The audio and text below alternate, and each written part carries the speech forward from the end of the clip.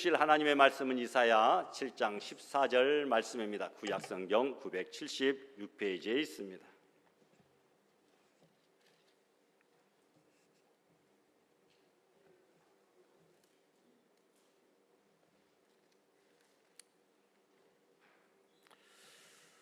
다 같이 한 목소리로 봉독합니다.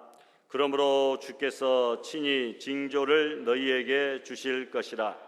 보라, 처녀가 잉태하여 아들을 낳을 것이요 그의 이름을 임마누엘이라 하리라. 아멘. 찬양과 존귀와 영광을 받으시기에 합당하신 하나님, 어느덧 2025년을 마무리하는 12월 둘째 주일이 되었습니다. 올 한 해 동안 우리의 영과 육을 지켜주시고 보호하여 주신 은혜에 감사를 드립니다. 오늘도 복된 주일을 맞이하여 주님의 몸된 교회에 저희를 불러주시고 복된 예배의 자리로 인도하여 주신 하나님의 그 크신 은혜에도 감사를 드립니다. 하나님, 2025년도 이제 얼마 남지 않았습니다. 2025년을 돌이켜보면 주님의 부르심에 합당한 삶을 살기보다는 우리의 이기적인 욕심과 계획만을 앞세워 나 자신이 주인이 되어 살아왔음을 고백합니다. 또한 주님께서 주신 헤아릴 수 없는 은혜 가운데 살면서도 원망과 불평으로 살아온 모든 죄를 회개하오니 용서하여 주시옵소서. 예수님의 십자가의 보혈로 저희를 정결케 하시고 깨끗한 심령으로 저희의 마음을 새롭게 하시어 새 마음과 새 영으로 하나님께 삶의 모든 것을 우선순위로 내어드리는 믿음의 사람으로 변화되게 하여 주시옵소서. 하나님, 이 시간 세상의 빛으로 오신 예수님을 기억하며 예배드릴 수 있도록 인도하여 주시옵소서. 우리의 죄를 사하시기 위해 낮고 낮은 자리에 오신 예수님의 사랑에 감사드리는 진실된 예배가 되게 하시고 이 예배를 통해 저희의 마음이 깨어나게 하시어 저희의 차가워진 심령에 성령의 불꽃이 피어나게 하시고 굳어진 마음에 예수 그리스도의 사랑이 흐르게 하시어 습관화된 믿음이 아닌 살아 숨쉬는 뜨거운 믿음으로 회복하게 하여 주시옵소서. 사랑의 하나님, 우리 교회를 위해 기도드립니다. 우리 교회가 이 지역의 어둡고 그늘진 곳에 복음을 전하는 생명력 있는 교회가 되게 하시고 기도와 사랑이 넘치며 찬송과 감사가 넘치는 교회가 되게 하여 주시옵소서. 또한 각 기관마다 하나님께서 친히 역사하심으로 주님의 몸된 교회를 위하여 지체의 역할을 잘 감당하게 하옵시고 저희를 향한 주님의 뜻을 찾게 하심으로 그 안에서 충성을 다하도록 축복하여 주시옵소서. 저희 성도들의 삶을 돌아봅니다. 각자의 자리에서 주님을 의지하게 하시고 가정과 일터 속에서도 주님의 도우심을 경험하게 하시옵소서. 경제적으로 어려움이 있는 이들에게는 필요한 것을 채워 주옵시고 병상에 있는 이들과 마음의 상처를 입은 이들에게도 주님의 치유와 회복의 은혜가 임하게 하여 주시옵소서. 외로움과 불안 속에서 있는 이들에게도 주님의 평안을 허락하여 주시옵소서. 교회 학교를 위하여 기도드립니다. 유초등부부터 중고등부, 청년부 모든 아이들과 학생, 청년들까지 하나님을 만나게 하시고 예배를 사랑하며 주님의 말씀 위에 믿음을 세우게 하여 주시고 세상의 유혹에 흔들리지 않게 하시고 하나님의 뜻을 따라 사는 주님의 자녀로 살 수 있도록 인도하여 주시옵소서. 오늘도 저희에게 은혜로운 말씀을 전하여 주시기 위해 단위에 서신 담임 목사님 위에 성령님의 은혜와 능력이 함께하여 주시어서 전하여 주시는 그 귀한 말씀들이 저희의 심령에 깊이 새겨지게 하여 주시옵소서. 하나님, 오늘 이 예배를 섬기는 모든 이들에게 축복하여 주시옵소서. 호산나 찬양대의 찬양이 하나님께 향기로운 예물이 되게 하시고 예배를 위하여 여러 가지 모습으로 봉사하는 모든 손길마다 하나님의 은혜가 함께하여 주시옵소서. 우리 교회 12월 남은 모든 일정들 위에도 하나님께서 함께하여 주시옵소서. 이 시간 이 귀한 자리에 모인 저희 모두가 이 예배를 통해 삶이 새로워지는 은혜를 누리게 되길 소망하옵고 예수 그리스도 이름으로 기도드립니다. 아멘.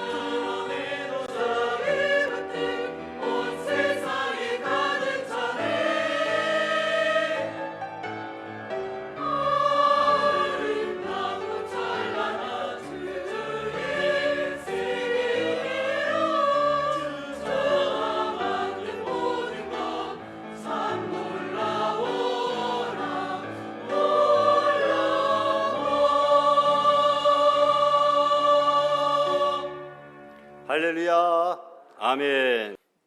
우리 찬양대 가운이 성탄 트리 모양 같습니다. 색깔도 그렇고 또 악보 책은 또 분홍색으로 빨강색으로 해서 아주 성탄에 잘 어울리는 색상으로 꼭 선정한 것 같이 보입니다.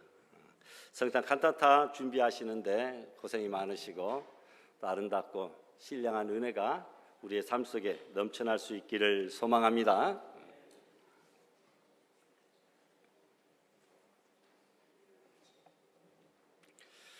성탄의 계절입니다. 예수님의 동정녀의 탄생에 대해서 성경은 여러 곳에서 말씀하고 있지만 오늘 특별히 이사야와 미가 선지자를 통해서 이미 구주 탄생 700년 전에 이 예언해 주시는 내용의 말씀들을 오늘 살펴보려고 합니다. 그 말씀들을 통하여 성탄의 의미가 오늘 우리에게 어떤 내용을 가져다 주는가 살펴보겠습니다. 첫 번째로 여러분 이사야 7장 14절에 있는 말씀을 통하여 보면 성탄으로 오신 예수님은 우리와 함께 동행하시는 임마누엘이시다. 하나님이 우리와 함께 하시는 임마누엘이다. 그런 의미를 갖고 있습니다. 14절 말씀 다 같이 봉독했지만 그러므로 주께서 친히 징조를 주시는데 처녀가 잉태하여 아들 낳고 이름을 임마누엘이라 하리라. 예수님의 이름을 두 가지로 예수라고 하는 이름도 예언이 되어졌고 임마누엘이라고 하는 이름도 별명도 예언이 되어졌습니다. 예수님 탄생의 의미를 임마누엘이라는 명칭으로 표현을 했습니다. 하나님이 우리와 함께 계시다. 이 말에는 다음과 같은 몇 가지 의미가 있습니다. 첫째, 하나님이신 예수님께서 인간의 몸을 입고 이 땅에 오셔서 우리와 함께 하신 사건, 그것이 곧 임마누엘입니다. 예수님은 본래 하나님이셨습니다. 빌립보서 2장에 말한 것처럼 하나님의 본체 동일한 분이셨어요. 예수님은 태초 이전부터 삼위일체 하나님으로 계셨던 분입니다. 요한일서 2장 말씀에 보면 그가 태초부터 하나님과 함께 계셨고 그가 모든 세계를 창조했다라고 성경은 말하고 있습니다. 창세기 1장과 3장에 보니까 하나님이 창조 사역에서 우리라고 하는 복수의 명칭을 사용한 것을 보면 성자 예수님이 성부 하나님과 성령님과 함께 태초부터 존재하셔서 창조 사역에 함께 동역했다라고 하는 사실을 알 수 있습니다. 곧 예수님이 이 땅에 태어난 것은 영원 전부터 계신 태초부터 계신 하나님이 바로 우리에게 임마누엘로 오신 사건인 줄 믿습니다. 그래서 기독교는 임마누엘의 종교라 이렇게 말합니다. 성육신의 종교라, 사람의 몸을 입고 오셨다라는 것입니다. 도식적으로 표현하면 하양식 종교다라는 거죠. 우리가 하나님을 찾아 헤매서 만난 케이스가 아니라 하나님이 우리를 직접 찾아 내려오신 종교가 기독교다라는 거죠. 주님이 사람이 되신 사건이 성육신이고 바로 성탄절입니다. 하나님이 우리를 찾아오셔야 우리는 그 거룩하신 하나님을 만날 수가 있기 때문입니다. 인간의 노력으로는 죄인된 모습으로는 절대로 하나님을 먼저 찾아서 만날 수가 없습니다. 그런데 하나님이신 그분이 성육신의 사건으로 사람의 몸을 입고 우리를 찾아와 주셨기 때문에 우리가 이 예수님을 만나고 구주 예수님을 영접하게 된 줄로 믿습니다. 구약에 나오는 베델 광야의 야곱의 사다리를 다 아시지요? 야곱의 사다리는 어떤 사다리입니까? 야곱이 외롭고 무서워 지상에서부터 사다리를 하늘로 높이 세우고 하나님을 찾아 올라간 사다리입니까? 아닙니다. 하나님이 하늘에서 두렵고 외로움에 몸부림치는 그 야곱을 향하여 지상으로 사다리를 내려주시고 무서워하고 고독해하는 야곱을 찾아오신 것이 바로 야곱의 사닥다리 사건입니다. 야곱의 사다리는 하늘에서 지상으로 내려온 사다리다라는 거죠. 이것이 기독교 신앙입니다. 이것이 성탄이고 성육신이고 임마누엘인 줄 믿습니다. 그렇다면 왜 하나님이 우리를 찾아오셨을까요? 그렇게 하지 않고서는 하나님과 사람의 만남이 이루어질 수 없기 때문이다라는 거죠. 하나님과 우리 인간이 소통하려면 만나야 됩니다. 하나님은 초자연적인 하늘이라는 세계에 계시고 우리는 지극히 제한적이고 유한한 육체의 세계에 갇혀있는 한 양자의 만남은 결코 일어날 수 없습니다. 만나지 않고서는 대화할 수 없고 교감을 나눌 수가 없습니다. 하나님은 우리를 만나시기 위하여 친히 사람의 몸을 입고 이 땅에 내려오시는 성육신 하셨습니다. 우리와 대화하기 위하여 오셨다는 것입니다. 하늘의 보좌를 버리시고 인간의 위치로 스스로 자신을 비하시키셨다라는 겁니다. 그렇게 해서 우리와 눈높이를 맞춰주신 것입니다. 눈높이의 구원 사건이 바로 성탄절이요 성육신의 사건인 줄 믿습니다. 그런데 재미있는 사실이 한 가지 있습니다. 하나님이 사람이 되셨는데 남자의 아들로 오시지 아니하고 여자의 후손으로 오셨다라고 하는 사실이 좀 특이합니다. 사람들은 다 남자의 후손입니다. 우리는 아담의 후손이라 이렇게 말합니다. 그런데 유일하게 우리 예수님만은 아담의 후손이 아니라 남자의 후손이 아니라 여자의 후손이라 이렇게 말합니다. 마태복음 1장에 나오는 주님의 족보를 보십시오. 아브라함과 다윗의 자손 예수 그리스도의 족보라 시작하고 아브라함이 이삭 낳고 이삭이 야곱을 낳고 남자가 남자를 낳고 아버지가 아들을 낳고 그렇게 계속해서 낳고로 이어집니다. 모두가 아비가 남자가 자식을 낳고로 나옵니다. 그런데 여러분 16절을 보니까 뭐라고 기록되어져 있습니까? 같이 봉독할까요? 야곱은 마리아의 남편 요셉을 낳았으니 마리아에게서 그리스도라 칭하는 예수가 나시니라. 아멘. 아버지 요셉이 예수 그리스도를 낳았다 이렇게 되어야 되는데 어머니 마리아가 예수를 낳았다. 마리아에게서 그리스도라 칭하는 예수가 나왔다 이렇게 기록하고 있습니다. 예수님은 여자의 후손이다, 남자의 후손이 아니라는 것입니다. 이 사실은 이미 구약이 여러 차례 예언합니다. 가장 처음 나온 예수님에 대한 구약의 예언이 창세기 3장 15절인데 하나님이 뱀을 저주하는 대목에 여자의 후손이 너의 머리를 상하게 한다. 여자의 후손은 예수 그리스도를 말합니다. 너는 사탄을 마귀를 말합니다. 여자의 후손 예수 그리스도가 장차 마귀 사탄의 머리를 박살낼 것이다 라는 예언입니다. 이미 창세기에서부터 주님은 여자의 후손으로 오신다라고 하는 말씀이 나와 있고, 마태복음 1장 16절에 마리아에게서 예수님이 태어났다 이렇게 예언합니다. 이사야도 처녀가 잉태하여 아들을 낳는다라고 주님이 오시기 전 700년 전부터 예언한 말씀, 바로 여자의 후손으로 주님이 오셨다고 하는 사실이 특이한 줄 잘 살펴보시기를 바랍니다. 왜 주님은 여자의 후손으로 오셔야만 했습니까? 모든 인류가 다 아담의 후손, 남자의 후손인데 주님만 여자의 후손이다. 왜냐하면 아담으로부터 유전되는 원죄의 유전인자를 피하기 위해서다라는 겁니다. 인간의 생식 방법이 무엇입니까? 부정모혈이라. 부정모혈이라. 아버지의 정자와 어머니의 피로 그 후손들이 태어나게 된다라는 것입니다. 남자의 후손으로 오셨다면 주님도 어쩔 수 없이 아담의 피를 이어받은 원죄를 쓰고 죄인으로 태어날 수밖에 없었다라는 겁니다. 그 부정모혈의 유전 질서를 피하기 위하여 성령으로 잉태하여 남자의 간섭과 개입 없이, 부정 없이 성령으로 잉태하여 여자의 후손으로 처녀 마리아 동정녀에게서 태어나게 된 줄로 믿습니다. 그래서 우리 예수님만 모든 인류가 가지고 있는 아담으로부터 이어져 내려오는 원죄가 없으시다. 우리와 똑같은 사람의 몸을 입었으되 원죄가 없는 것, 바로 그것이 우리 주님과 우리와 다른 점입니다. 우리는 아담의 후예들이기에 태어날 때부터 이미 죄인입니다. 그래서 죄를 숙명적으로 지으며 살아갈 수밖에 없는 순자의 성악설에 기반한 삶을 살고 있습니다. 아담의 후예는 원죄와 자범죄를 피할 길이 없습니다. 그런데 주님은 원죄의 유전 질서와 상관없이 성령으로 잉태되어 동정녀 마리아의 후손으로 이 땅에 오신 줄 믿습니다.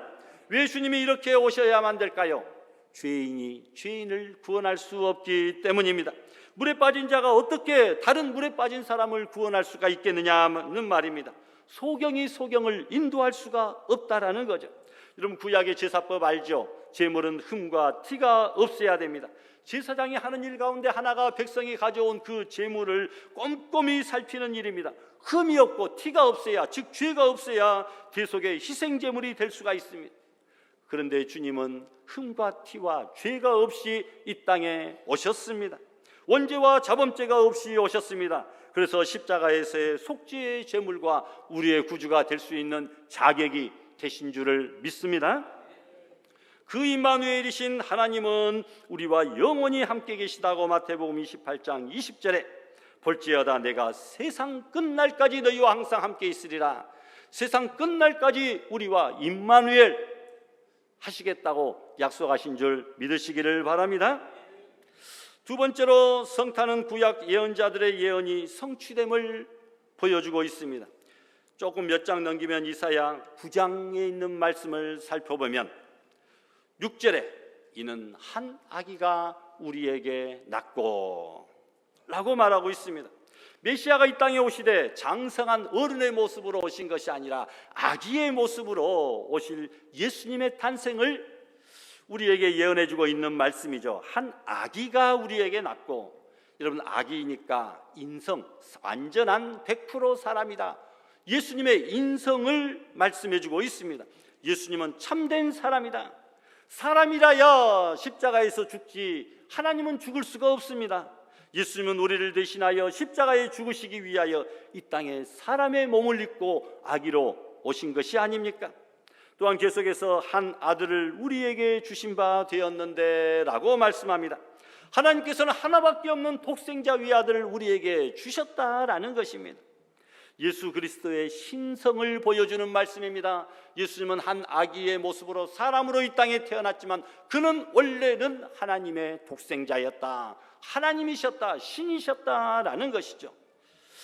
예수님의 신성을 보여주는 구절입니다. 하나님의 편에서 보면 자기 아들을 세상에서 주신 것이죠. 죄인이 아닌 하나님의 아들이라야 우리를 구원할 수 있는 것이지, 죄인된 사람이 다른 사람의 죄를 용서하기 위하여 죽을 수는 없기 때문입니다. 계속해서 그의 어깨에는 정사를 메었다. 정사라고 하는 말은 정부, 정권, 통치자라는 뜻입니다. 예수님은 그의 어깨에 정권을 담당하신 분이다. 예수님은 통치자요 만왕의 왕으로 이 땅의 모든 권세를 가지신 분이다. 온 우주를 다스리시는 만왕의 왕 만주의 주가 되신다라는 말씀이죠. 이 세 가지가 이 땅에 오신 예수님의 모습입니다. 참된 사람 아기의 모습으로 오셨습니다. 그리고 참된 하나님의 독생자였습니다. 그리고 온 세상 만물을 다스리고 통치하시는 만왕의 왕으로 이 땅에 오신 줄 믿습니다. 메시아의 이름을 5가지로 계속해서 묘사하고 있습니다. 계속 6절에 보니까 메시아의 첫 번째 이름이 무엇입니까? 기묘자다. 이 말은 예수님은 사람의 인성을 초월하신 참으로 기이하고 놀라우신 신비하신 분이다, 그런 말입니다. 다시 말하면 그리스도께서는 너무나 위대하고 신비하시어 우리가 다 이해할 수도 없고 다 설명할 수도 없는 참으로 놀라운 차원이 다른 분이다.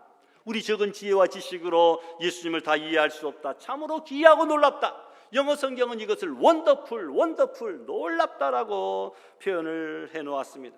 메시아가 이 땅에 사는 모든 일이 신기하고 놀랍다라는 거죠. 예수님의 처녀 동정녀의 탄생, 성령으로 잉태된 그 사건부터가 놀라운 일 아닙니까?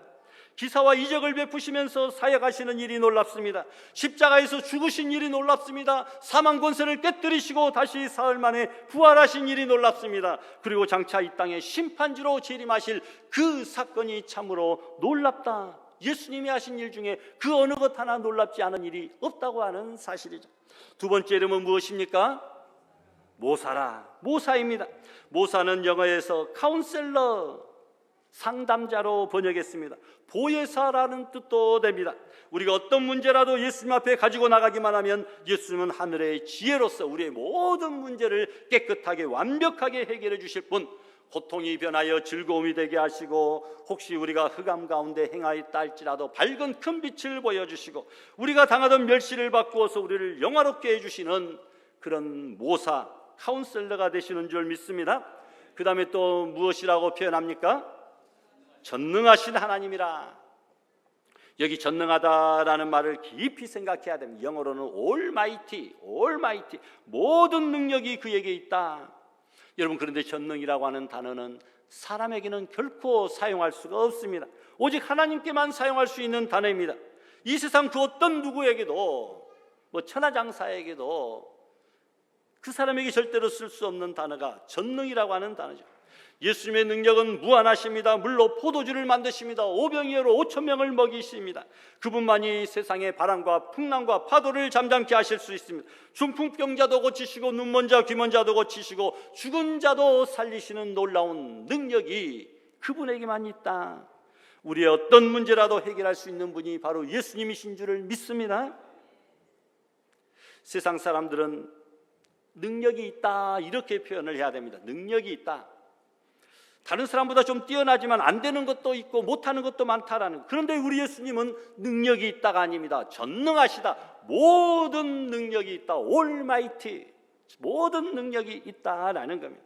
우리가 밥을 먹었는데 자녀가 별로 엄마가 차려준 밥이 맛이 없고 별볼이었으면 어머니 밥 먹었습니다 하고 인사하잖아요. 그런데 맛있으면 어머니 밥 맛있게 잘 먹었습니다 그러잖아요.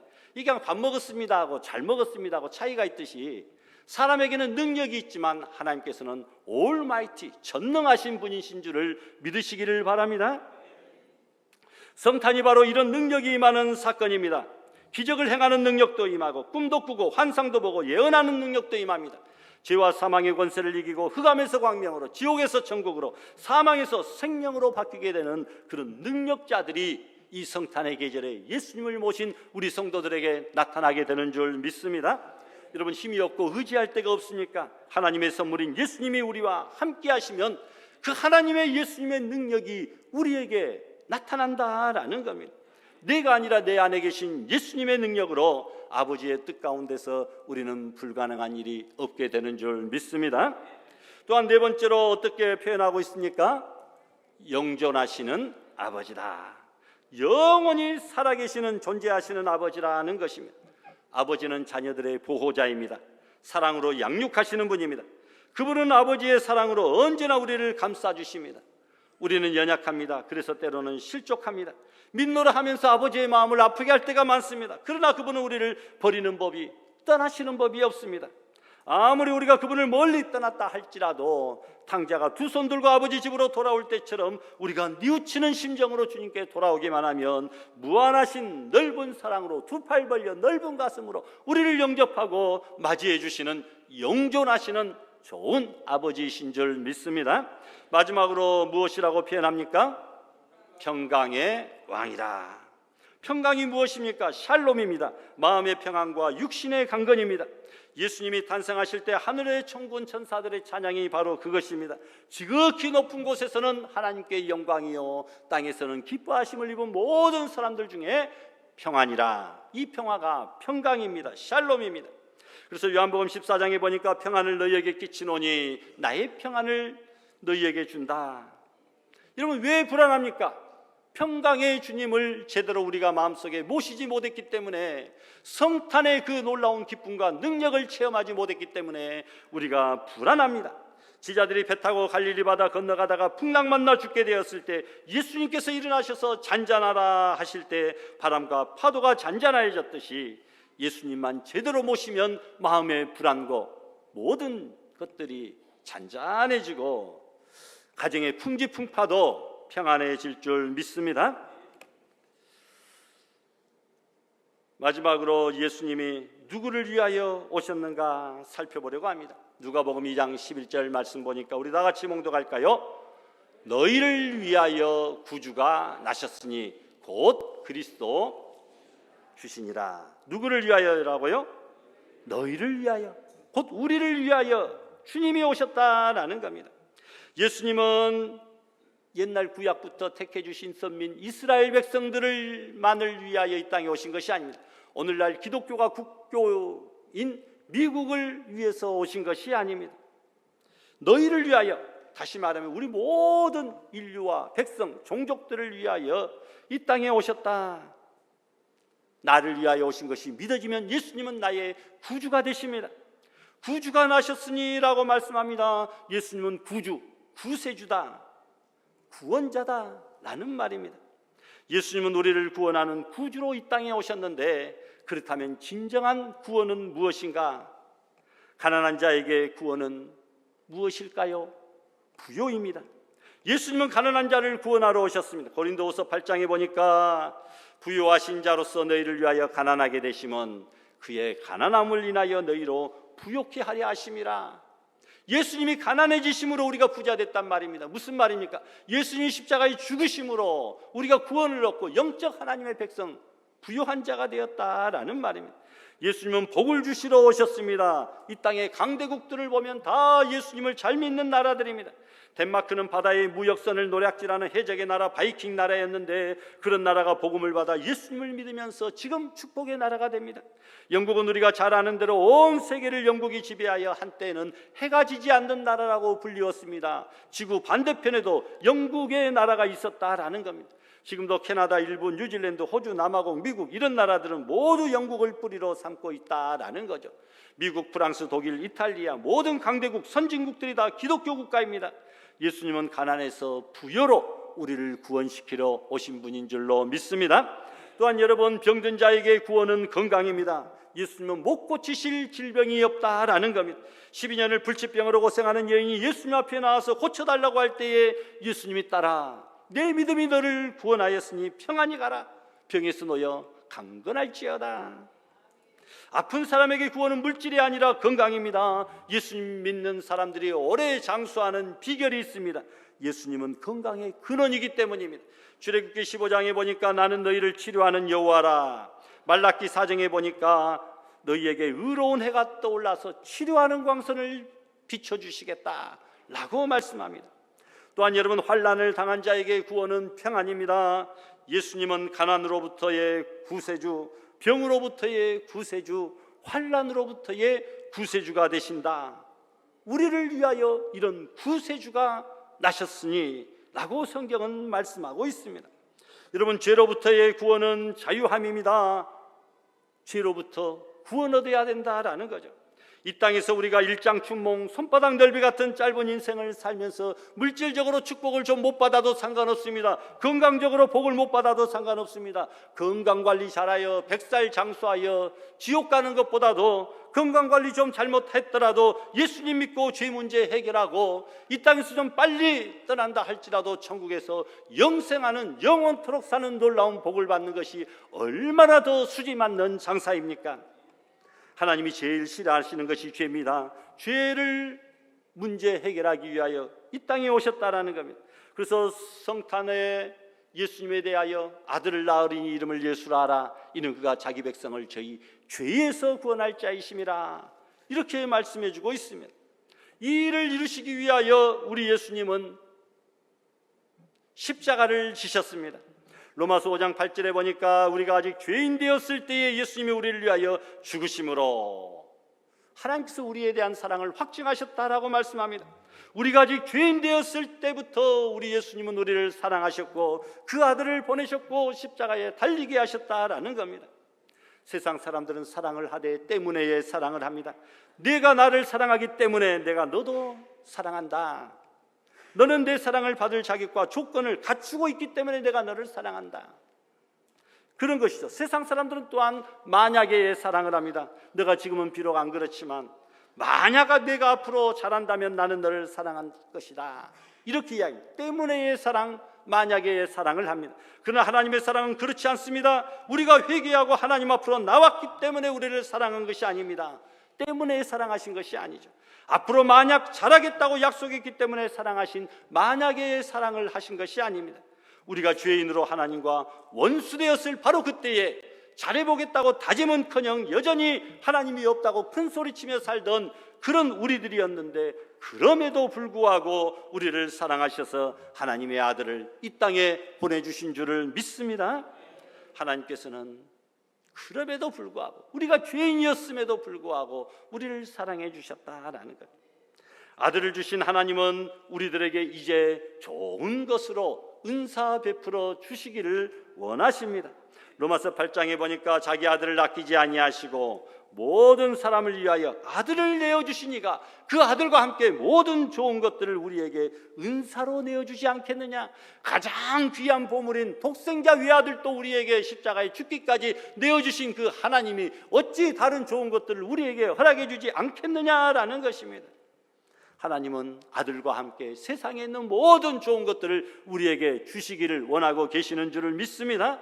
성탄은 그래서 바로 이런 축복의 예수님을 만나는 축복의 계절이다. 축복의 절기다.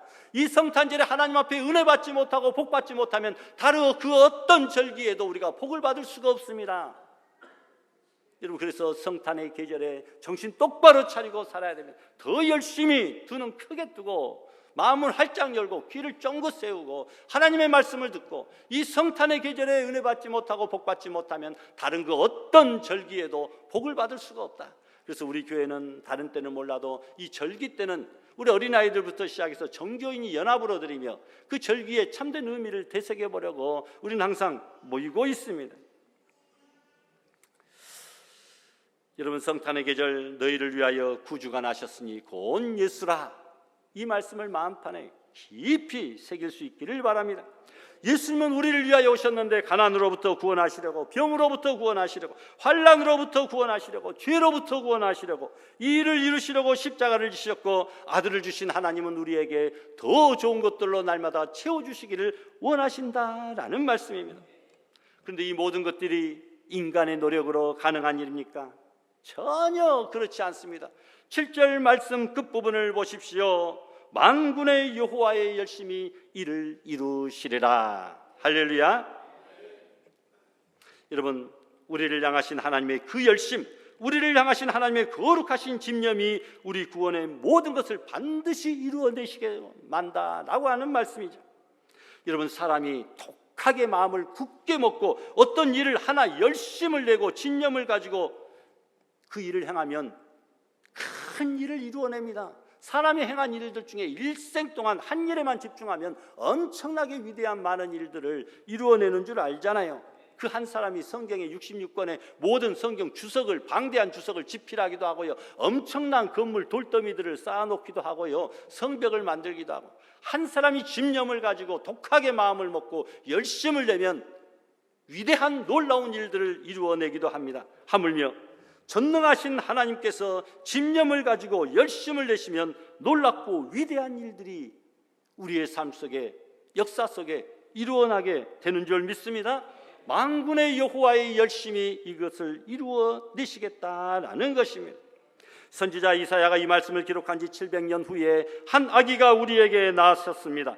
유대 땅 베들레헴 말구유에 우리 구주 예수님이 아기의 몸으로 탄생하셨습니다.